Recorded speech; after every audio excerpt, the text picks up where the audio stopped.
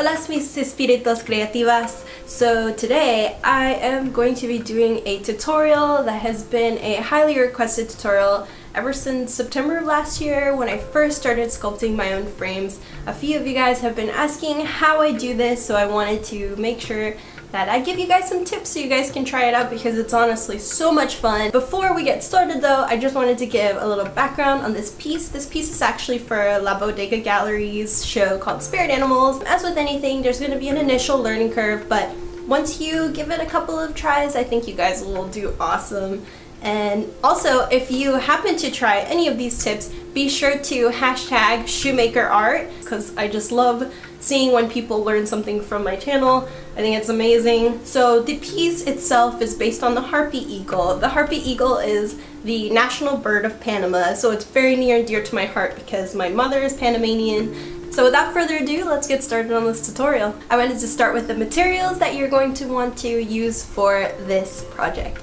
So the first material is the resin itself. So the resin that I use is called Magic Sculpt, and it comes with two tubs. It comes with hardener and resin. This is what I enjoy. I heard that epoxy sculpt is very similar. You just mix two equal balls of it, 50-50, equal volume, and you have 40 minutes to work with it before it starts to set, which is awesome, but it can be challenging because you don't want to overmix too much, and you also want to work kind of quickly or just work in layers, work a little bit at a time.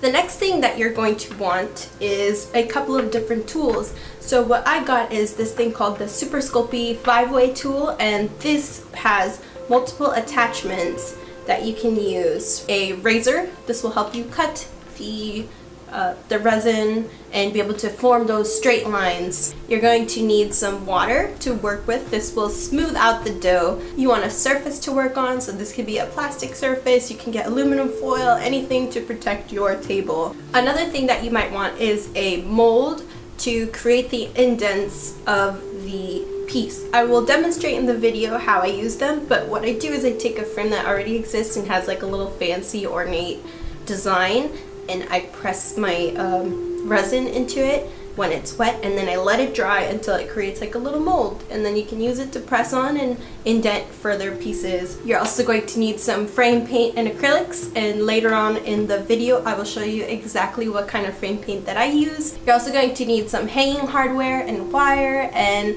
backing. Now this last one for me is very important, but my first frames I actually did not use this at all. So if you do not have access to something called a scroll saw, you can completely omit this part and just go straight into sculpting. But for me, I found that getting those perfectly smooth lines around the frame as well as where the picture itself goes, I found that actually getting a piece of MDF, which you can buy in Home Depot, which is kind of like a wood that doesn't splinter so easy, get that wood and you're going to create an intricate design, which will be the very base. So now that you guys have your materials all gathered, we can go start cutting some wood.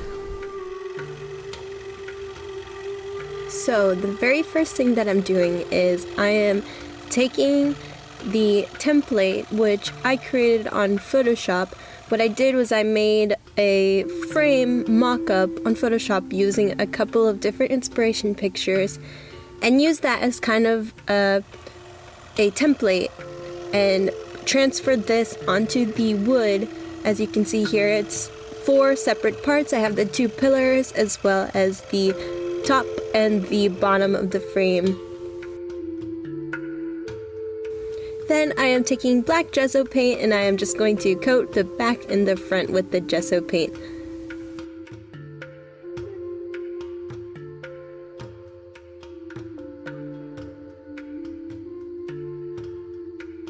And now we're ready to start sculpting. So what we do here is that we are mixing the epoxy sculpt together and we just go right ahead and put it on top of that. The gesso, you want to make sure you don't sand it so that it has some tooth for the sculpture to stick onto. Now as you can see, I am literally just pressing the clay on there. Some of the longer strips I am rolling it out into thin strips, And then I am using the impression of an ornate frame that I already have to get some of those details. And if I'm not doing that, then I am using the tip to create these little patterns and make it look like flowers or give it some lines and doing some impressions with that.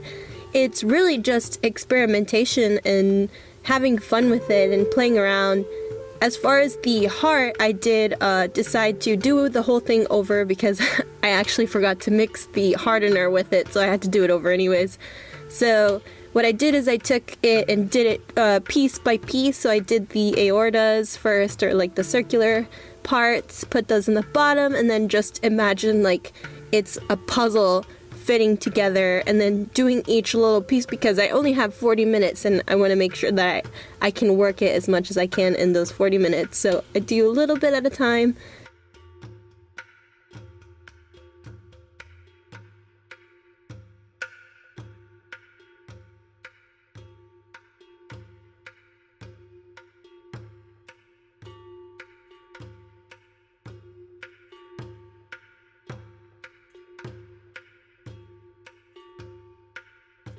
And then here I'm just using some of the different tools to create the lines and the textures.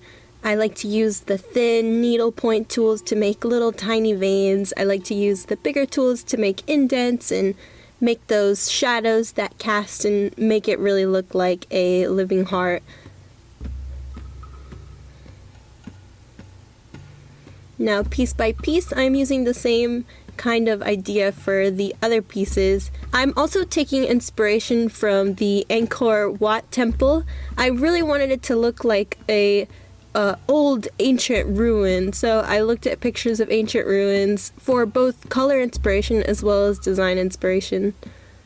As far as the trees go, I am just taking these long flutes that I roll out of the resin and laying them on top of each other, draping them over, and just putting more and more and more onto it.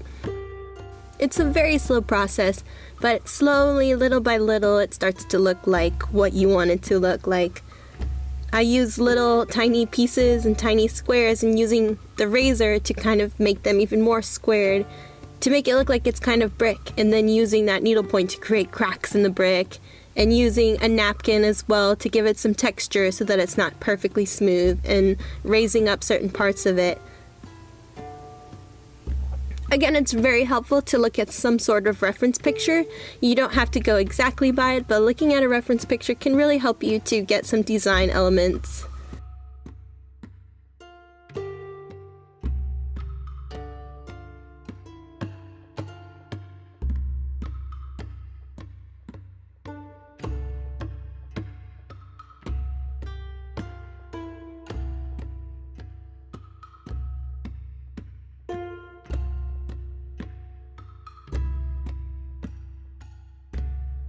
And again, just continuing the flower details onto these pieces, inspired by the Angkor Wat that I saw. I wanted to have that reoccurring theme.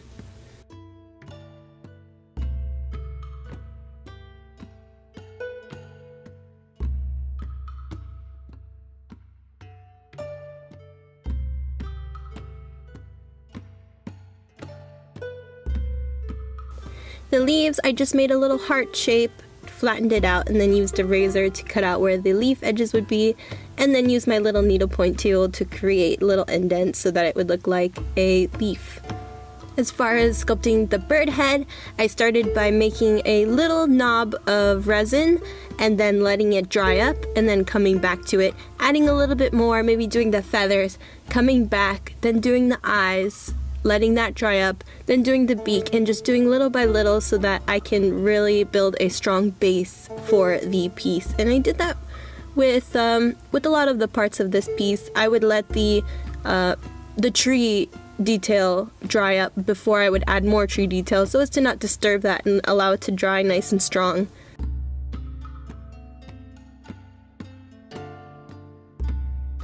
And I'm doing the same thing on the other side, building a little bit of a base, making sure I have a little indent where the eye will be, kind of looking at my reference picture every once in a while just to make sure that the eye is in the right spot and that the beak is in the right spot, because I I'd prefer to do it right now than have to sand it down and then try it again later. Just keep looking at your reference picture, especially for things like this or the heart. Everything else is kind of more meditative in that you can experiment and have fun with it.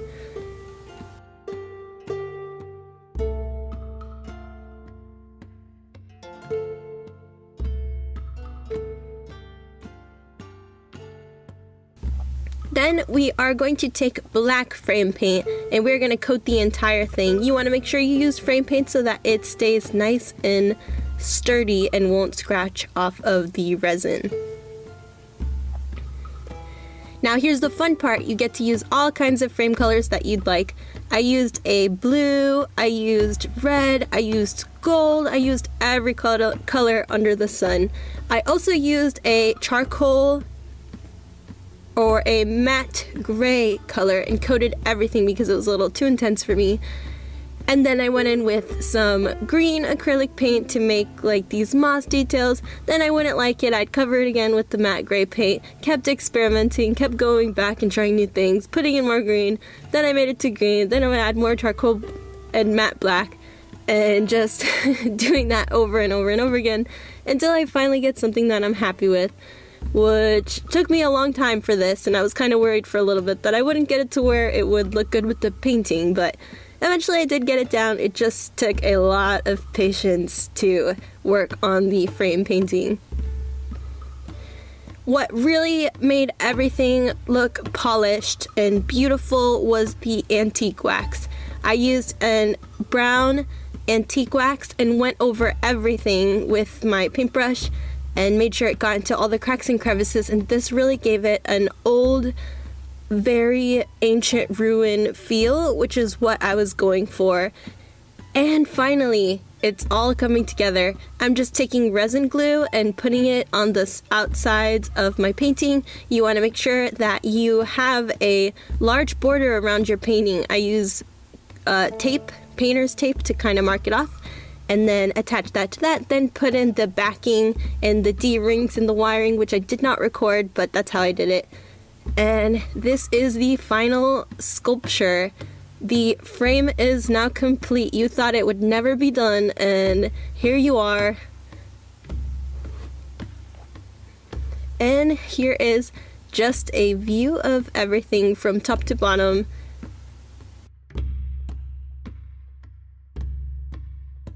And with all of those steps, you now have a hand-sculpted frame. I've always been a big admirer of these beautiful ornate frames. I think the frame can be part of the artwork itself. If you don't follow me on Instagram, feel free to follow me on there if you like my work. You can also follow my Facebook page. All of my social media will be in the description below, as well as a detailed list of my materials. If you guys have any tips of your own, also feel free to comment below and let me know, because I'm always learning, just like everybody. I hope that you guys enjoyed this video. Be sure to like and subscribe if you want to see more like this. This piece is available at La Bodega Gallery, so if you want to purchase, it is available there. And I thank you guys so much again for watching, and I hope you guys have a wonderful weekend. Bye!